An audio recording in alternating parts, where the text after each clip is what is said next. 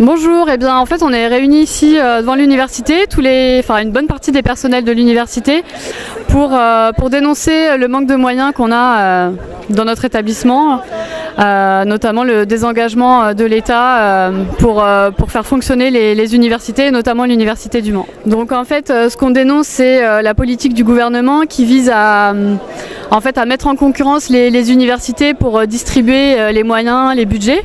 On est obligé maintenant de répondre à des appels à projets et en fait l'État ne prend pas en compte nos besoins de fonctionnement et de masse salariale pour nous financer. Donc c'est ça ce qu'on dénonce parce qu'en fait on sait qu'il y a de l'argent mais elle est distribuée d'une façon qui ne nous convient pas.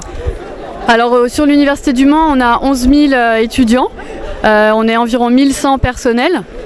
Et donc ça fait 2 ans de suite là qu'on a un budget qui est en déficit et donc le rectorat, le ministère via le rectorat nous impose un plan de retour à l'équilibre financier qui doit être voté au CA tout à l'heure et donc nous on ne veut pas de ce plan, on veut que l'État nous donne les moyens pour faire fonctionner l'université.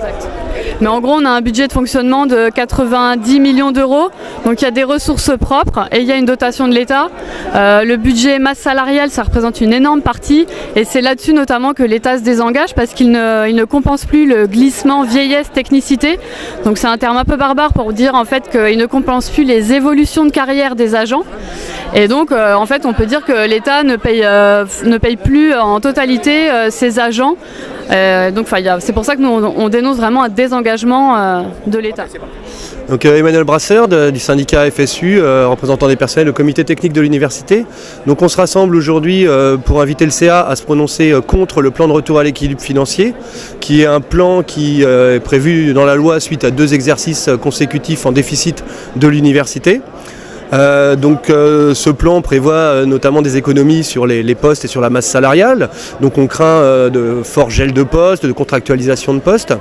Il faut savoir aussi que si on en est à cette situation-là, c'est parce que l'État ne compense plus le glissement vieillesse-technicité, donc qui est le déroulement de carrière des agents titulaires de l'État automatique, qui n'est absolument plus compensé par l'État, donc qui représente environ 500 000 euros par an, c'est-à-dire la somme des déficits que l'on a sur les années 2017-2018.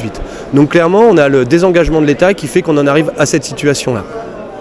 Donc aujourd'hui, ce qui prévoit ce plan de retour à l'équilibre, c'est des baisses de dotation pour les services, les laboratoires, les composantes, avec des baisses de personnel également, avec des missions qui restent les mêmes, un accroissement même du travail à effectuer, parce que beaucoup de projets, une université dynamique, donc voilà, des grandes difficultés pour les personnels qui vont crouler sous le travail et ça risque d'être compliqué à gérer au quotidien.